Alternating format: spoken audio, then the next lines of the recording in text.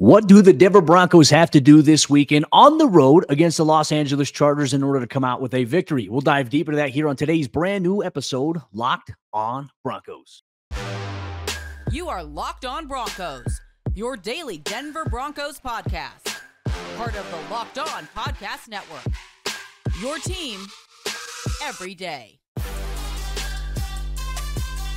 The Broncos find themselves in an AFC West divisional showdown here this Sunday against the Los Angeles Chargers. There's some things they're going to have to do on offense and defense, some things they'll have to clean up. We'll break it all down on today's brand new episode of Locked on Broncos, your daily Denver Broncos podcast, part of the Locked on Podcast Network, your team every day. Thank you so much, Broncos Country, and everybody for tuning in, making us your first listen of the day every single day. Just a reminder, you can get this podcast for free every single day, wherever you get your podcast, or if you want to watch us, you can watch us on YouTube, on your smartphone, your computer, or your smart TV, so you never miss out on what's going on with your favorite football team on Sundays. That is the Denver Broncos. I'm Cody Roark, Broncos reporter for Mile High Sports, joined alongside, as always, by Sayre Bedinger, site expert, predominantlyorange.com. And now the bad aftertaste of the Broncos lost this past Sunday against the Houston Texans. You got to flush it down the pity potty. Denver's got an AFC West showdown here against the Los Angeles Chargers this weekend. And look, Sayre, the stakes once again are high for the Broncos. We talked about maybe Sunday's game against the Texans being must-win. Denver's now at a point where every game for them this season is now a must-win. The only game that they can focus on right now, though, is Sunday's game against the Chargers. And as you and I have discussed, the Broncos offense is going to have to be better in a lot of areas if they're going to be able to go on the road in LA and beat the Chargers.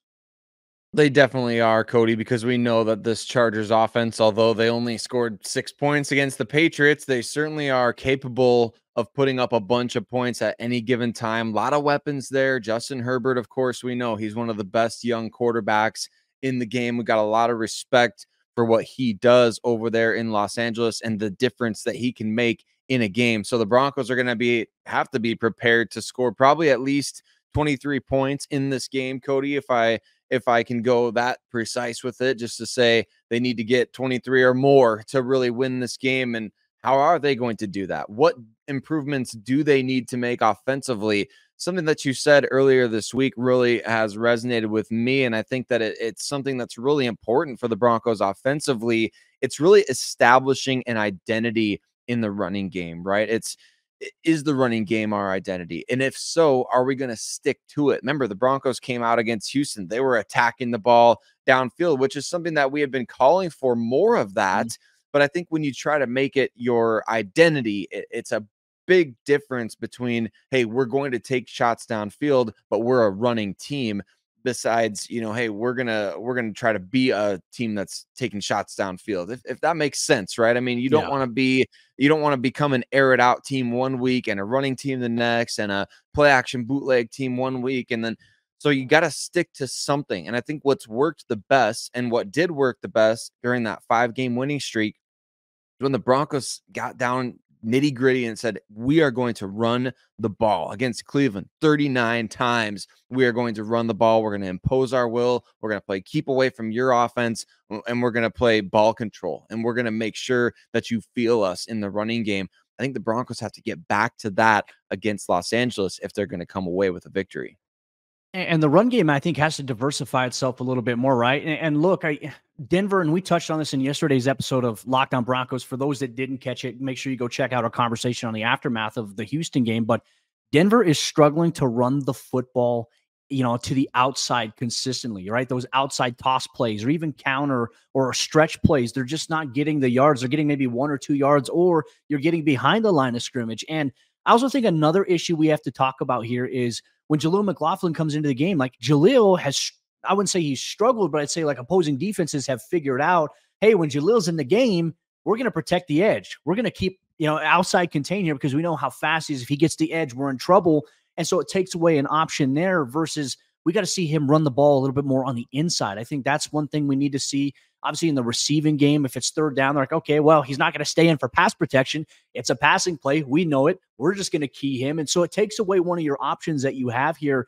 So for me, I think that's where Denver has to diversify things a little bit. We talked about it. The biggest issue here for Denver in this past week, and I'd say consistently throughout the season, has been third down situations. We talked about the 0 for 11 mark that they had this past week against the Houston Texans. But another thing I think that needs to be highlighted, they weren't third and long situations. That's something that Sean Payton talked to us about on his Monday conference call. He said it was alarming that they were 0 for 11 and they had so many third and short opportunities.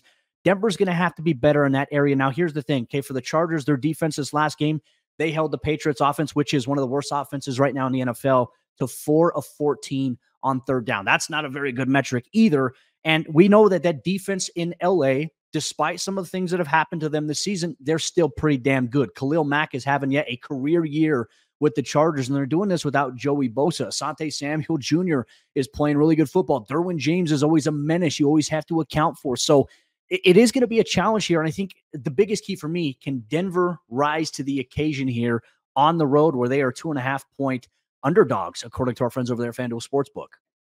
Yeah, it's going to be fascinating to see whether or not they can, because they definitely need to. And they once again need to get back to being the aggressor, right? And that doesn't necessarily mean chucking the ball deep downfield. I mean, take shots when you've got opportunities, but really make sure that you do have that appropriate balance. And like you said, Cody, especially on third down, I think the Broncos kind of tried to stick with something that had worked against Cleveland. Remember the draw to Samaje Perine on 3rd and 5 against the Houston Texans. That just didn't work. It didn't go for much. And you're thinking, well, surely they run it on third down, they're going to go for it on fourth. They ended up punting the ball. And obviously we're just kind of confused right now in terms of like, are we trying to guess what's going to work on third down? Do you feel like you've really got a good plan? Of course, Sean Payton, he's the architect of the offense. He's calling the plays. He's putting these guys in positions. He's giving Russ the freedom to make checks and audibles at the line of scrimmage.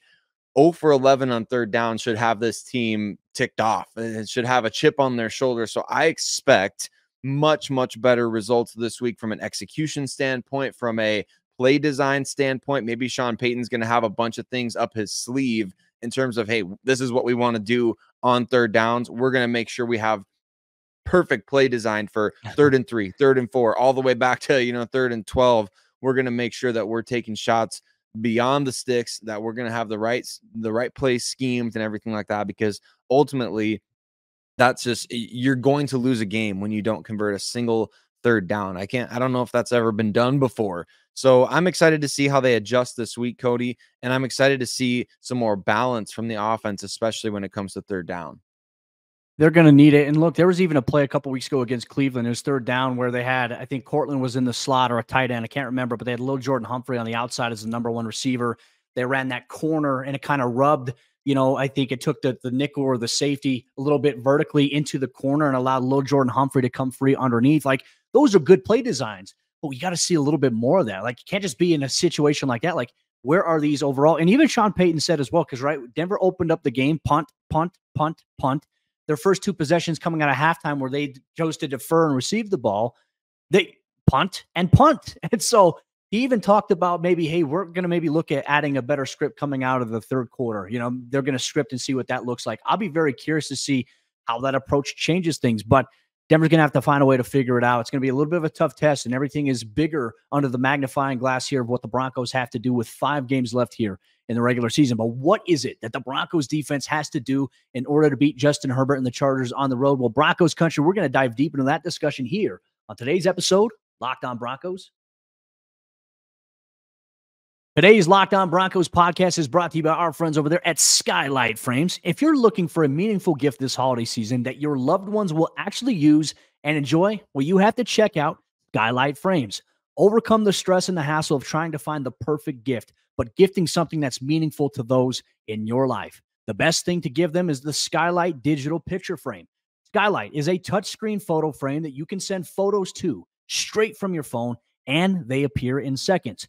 You can even preload photos before the box is even opened, so when it's unwrapped and plugged in, your most treasured memories will appear. Satisfaction guaranteed. We're confident that you'll love Skylight. We offer free 120-day returns, top-rated brand, over 1 million happy customers, thousands of 5-star reviews, and available in over 30 countries. It's recommended by the Today Show, Forbes, New York Mag, and more. And as a special limited time offer for our listeners, you can get $15 off your purchase of a Skylight frame when you go to skylightframe.com/locked on. to get $15 off your purchase of a Skylight Frame. Just go to skylightframe.com/lockedon. That's SKYLIGHTFRAME.com/lockedon. How will the Denver Broncos defense approach Keenan Allen and this Los Angeles Chargers offense? And can we get back to seeing those turnovers come in bunches for the Denver Broncos defense? I know Broncos Country would be excited to see that. And everyone listening, thank you so much for making Locked On Broncos your first listen of the day every single day right here on the Locked On Podcast Network, where you know it's your team every day, free and available everywhere that you listen to podcasts, as well as on YouTube, where you can watch the show, engage in the comments. And Cody, other members of Broncos Country always have great ideas, always have great insights, and you can be part of that. So thank you so much for choosing to make us part of your day, however you choose to do so. And defensively for the Denver Broncos, it's been a big reason why they've been able to win 5 of their last 6 games is this defense, the turnaround, the turnovers that they're forcing. But what are they going to have to do, Cody, against the Los Angeles Chargers on the road in order to be able to come back in week 15 and say, hey, we lost a game against Houston, but we were able to bounce back in week 14. What do they got to do defensively in order to get to that point? I think the biggest thing is eliminating the explosive plays. I felt like in the Houston game, there was too many explosive plays downfield. Nico Collins obviously having a terrific year with CJ Stroud, but you have to worry about a guy by the name of Keenan Allen, who is one of the NFL's best route runners. He's a guy who consistently finds ways to get downfield and attack things. And look, they line him up in the slot. They line him up on the outside. And there's also a situation here where everyone, and look, and I understand Broncos Country's, thoughts on this. The NFL is so different in today's game, how offenses are played. Everyone's like, well, why don't you just put Patrick Surtain on Keenan Allen the entire game? Because they move him around in motion so much, you can't do that. You can, in situations, I think, line him up and match him up. Absolutely. But when there's times where, okay, hey, he's maybe lined up off the ball on the outside, he gets brought into motion sometimes based on your coverage call, you can't just stick with him. Sometimes that's leading to a check into zone coverage if you're a man. If it's man, then it just passes off to the guy. You're not going to see Surtain come across a stack formation against the slot and say, okay, hey, I'm going to stay in the slot here. That coverage responsibility then transitions to somebody else. And then whoever's the outside threat for the most part will then be covered by Surtain. But it's impossible in today's NFL to put one guy on one guy the entire game. You don't see it anymore. And the way the offenses have designed things around their scheme and getting guys open, it's a tough ask. But as we've seen in certain situations, I thought there was a great play on 3rd and 12 or 3rd and 13 last week where Surtain locked up against Nico Collins. Key pass break up there. That was a big momentum swing. I think in some of those key situations, based on the down and distance, you can find a way to put Surtain on Keenan Allen. But you're going to have good resources, good communication here. Eliminating the explosive plays are the biggest thing. And really, Nico Collins last week was the guy who hurt them the most outside of Brevin Jordan in the explosives department. So without Mike Williams, who, man, missing him this season with the injury, that's been brutal for them and that offense. Obviously, you have to account for Quentin Johnston. But for me, I'm looking at reducing the explosive play capability of Keenan Allen. And I also think Gerald Everett is a guy who can hurt you in big ways if you don't account for him, similar to the way Brevin Jordan was utilized by the Texans. I think if the Chargers are looking at anything from a schematic standpoint, they're going to see that, and they're going to look to do the same thing with Everett and Keenan Allen this week. So for me, eliminate the big explosive play capability of Keenan Allen. That's such a hard task to do in today's NFL. Pressure is going to have to be good by Denver, especially against a quarterback like Justin Herbert, who not only can use his arm, but he can use his legs effectively. This is going to be a challenge for Denver this week. It is. And whenever Justin Herbert does decide to use his legs, Cody, this is where the Broncos kind of got into a little bit of trouble against CJ Stroud, right? It wasn't necessarily that they're just getting straight up beat on all these deep throws downfield. It's when CJ Stroud breaks the pocket, the receiver starts on scramble drill. Stroud is able to find him deep downfield, and he actually even missed a couple of plays, one in particular to John Mechie that could have been a touchdown in that game. So it's really, hey, you have great coverage initially, but when he breaks the pocket, Jaquan McMillan, are you going to be able to stick with your guy? Are you going to be able to stay on him and not get faked out like you're, just in space? He's got to find a way to stick with the receiver on that scramble drill and make sure that you make Justin Herbert make really tough throws when he does escape pressure and get outside the pocket. I think for the Broncos, it's really about getting back to this turnover party, right? We had Jaquan McMillan force that fumble, a strip sack against CJ Stroud in Houston. That play could have been a huge difference maker in the game. Unfortunately, Jonathan Cooper unable to fall on the ball. Every other Broncos defender that was around there unable to get on top of the ball. And we saw how that kind of spiraled over the course of the rest of the game. You have to get back to forcing turnovers. You got to be aggressive. I love the blitz packages we're seeing from Vance Joseph lately, and the way that it is causing pressure. It is causing a lot of, quick judgment throws.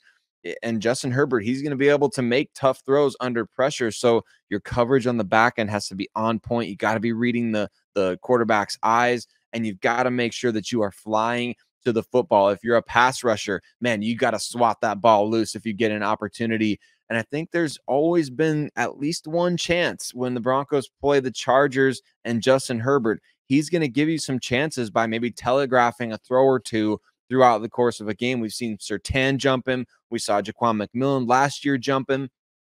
Somebody's got to be ready to do that in this game and get the Broncos back to turning it over. I would say at least semi-frequently, Cody. I'm not calling for 5 or 6, but maybe 2 or 3 turnovers in this game could really help your offense set them up with those extra possessions.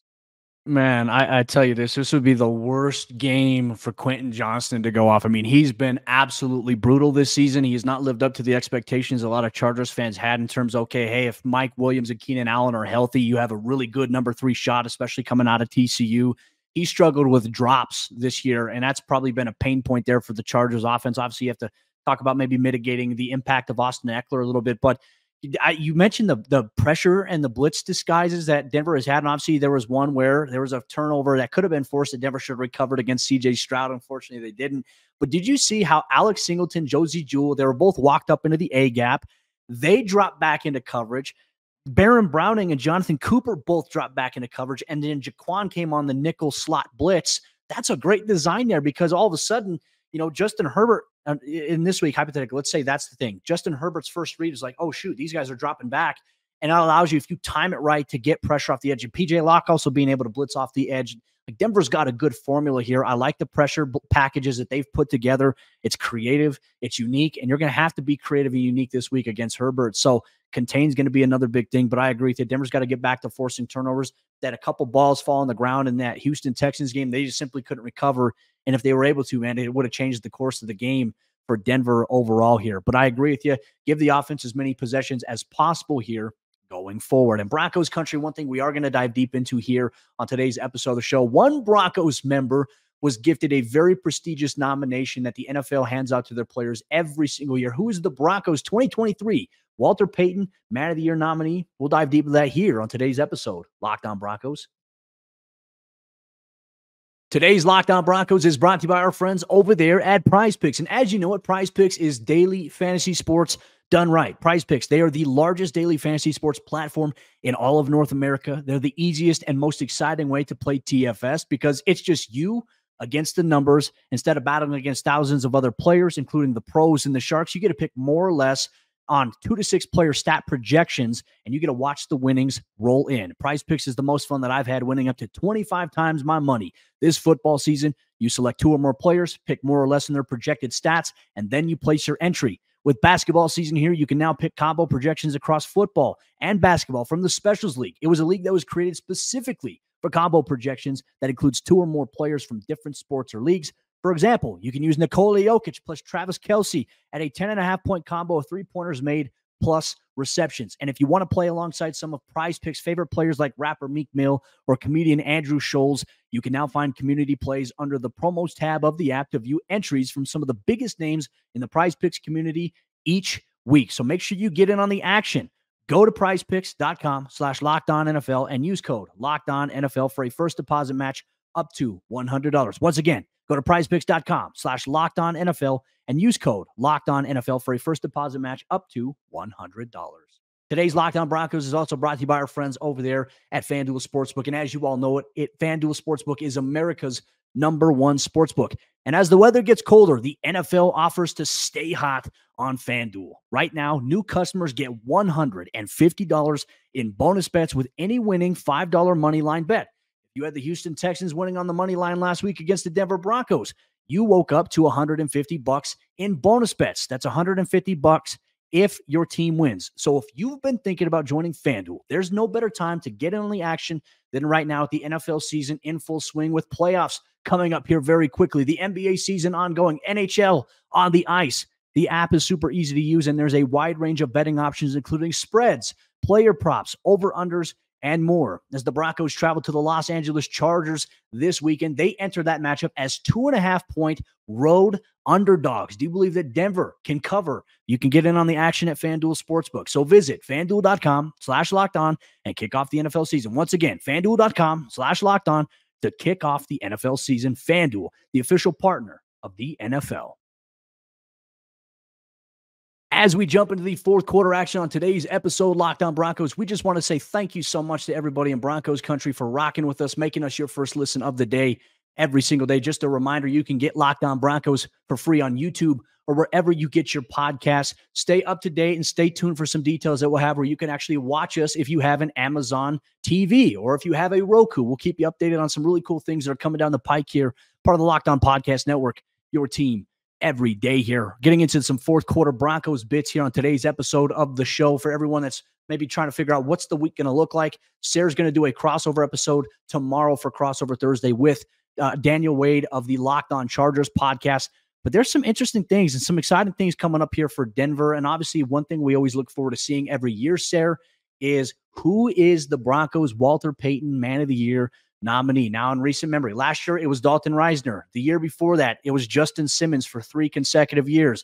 Before that, then it was Von Miller, Chris Harris Jr. back in 2017. And John Elway is the only Bronco who's won the award. I believe it was in 1992, if I'm not mistaken. So, another guy being added to the mix here, Garrett Bowles, for his involvement in what he's doing. And obviously the Walter Payton Man of the Year nomination really focuses on players who excel on the field, but also excel beyond the playing field with philanthropy and obviously community involvement.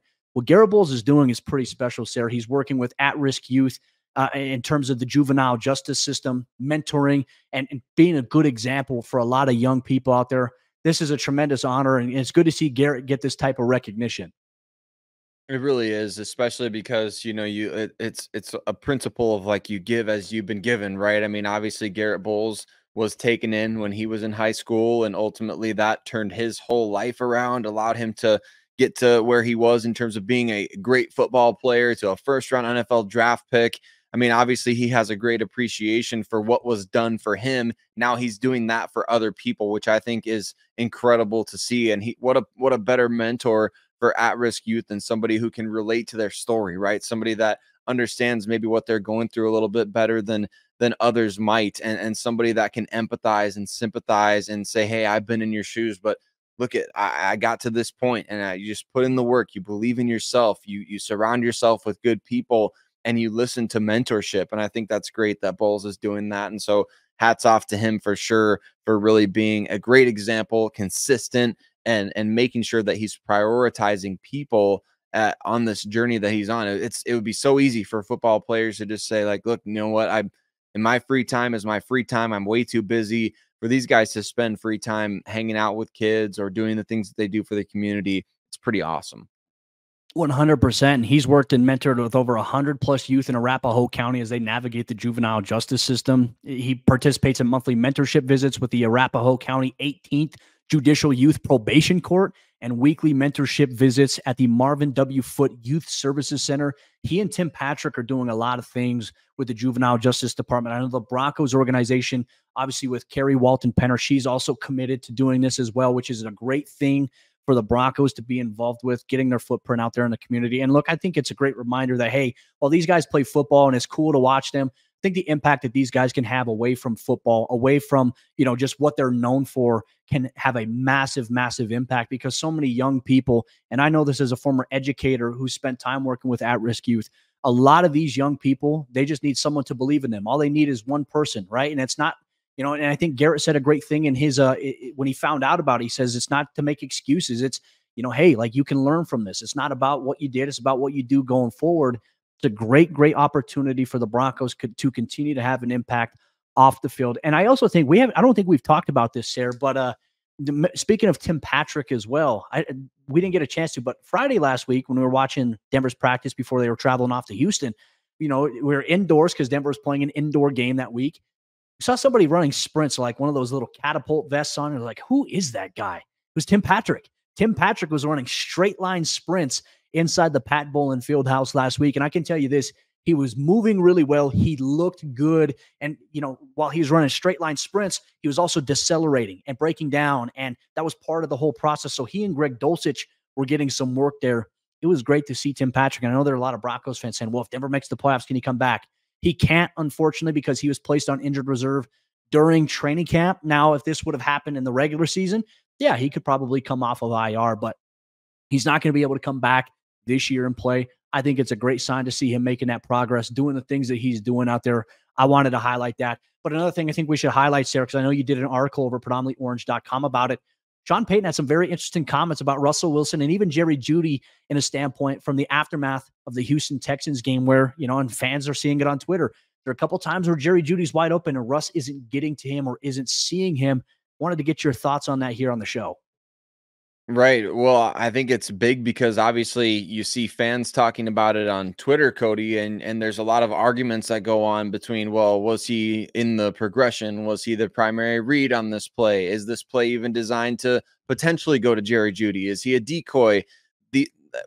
When you hear it from the horse's mouth directly that you're missing opportunities to get the ball to a guy, that is pretty staggering. And I'm not trying to rile up any sort of controversy or anything like that, Cody, but we know Sean Payton very much cut from the Vic Fangio cloth of, hey, I'm going to say what I'm thinking most of the time. And if I don't want to tell you what I'm thinking, then I won't. But he's going to be blunt when he's got something on his mind. And I feel like his Monday media conference call with the Denver media, you and others, I feel like it was one of his most revealing as a Broncos head coach in terms of exactly where his frustrations lie right after watching film. Because remember, Monday morning, they get back, they watch film, they evaluate and break down the game. And he said after Sunday's game, this is going to be a painful process. Well, right after watching all this film, he goes on all these, he answers a lot of questions without saying Russell Wilson's name, calling out a lot of things that Russell did poorly in that game. When we talk about communication, when we talk about breaking the pocket too soon, we talk about missing Jerry Jeudy, we talk about the situation at the end of the game where the shift doesn't happen and all of a sudden Lucas Kroll looks like he was part of the main progression, and he was in the progression, but Sean Payton's like, these guys didn't shift, they didn't get set, so they weren't in their right alignment. These things, they all point back to number 3. They all point back to Russell Wilson. He didn't specifically say Russ didn't do this, Russ did this bad. But when you talk about things like, I mean, it just seems like a pretty clear indictment of Russell Wilson and the fact that he does need to play better. It's not a matter of, hey, we're here to slam Russell Wilson. There's things that do need to be called out, though, in terms of ways that he needs to play better, because the Broncos now, they're in the playoff mix. And when you get into the playoff mix, man, the bar gets set to another level. And if you're not playing to that level, you deserve the criticism. That's it's part of being an NFL player. It's part of being an NFL quarterback. So I was just fascinated by the comments that Payton made and kind of the candor that he had in terms of expressing frustration that can be directly tied back to his quarterback. Here's what Payton said verbatim in terms of the quote. He says, I think it's a fair question. Jerry went through a stretch. I don't want to call it a dry spell, but certainly frustration. Even when we won, he wanted to be a part of it. We want to get his hands on the ball. That was a play, though, where they dropped coverage, and he was very easily a viable target for a big play. Finally, he was able to make a few in that game. Really, if you look at the tape closely and you watch all of it, I know some of you get to do that. If you watch all of it, holy cow, there are about 2 or 3 of those plays. So that right there, I mean, kind of speaks volumes a little bit that Jerry Jeudy is getting open on some key plays. It's either Russ isn't able to progress to him because of pressure, or he's just simply not seeing him. And look, I think it is fair to say that Russ has developed great chemistry with Courtland Sutton, but he kind of stares him down at times. And I think that's a valid criticism to be had. Obviously, those guys are making plays, but Jerry Jeudy's very capable of being a big play receiver. We've seen that from him. And unfortunately, he's in a situation right now where it's like missed opportunities, and it's not Jerry's fault. in this situation. So I think that's very interesting. And look, Broncos Country, we want to know your thoughts here on today's episode. Locked On Broncos, what are your thoughts on what Denver's offense has to do better against the Chargers? What does the defense have to do or eliminate this week when they take on Justin Herbert? And your thoughts here on, obviously, Garrett Bull's nomination for Walter Payton Man of the Year and Sean Payton's comments about Jerry Jeudy, Russell Wilson. We're always eager for your thoughts. You can always interact with us on social media at Cody Roark NFL, at Sayre Bedinger, at Locked On Broncos. Or if you're watching on YouTube, you can also comment in the comment section down below and engage with other members of Broncos Country. But with that said, Broncos Country, that'll wrap up today's episode of the show. For all you everydayers out there, tomorrow you can expect Sayre Bedinger sitting down with Daniel Wade of Locked On Chargers as they break down Sunday's key AFC West matchup. You get all that action and more here on Locked On Broncos.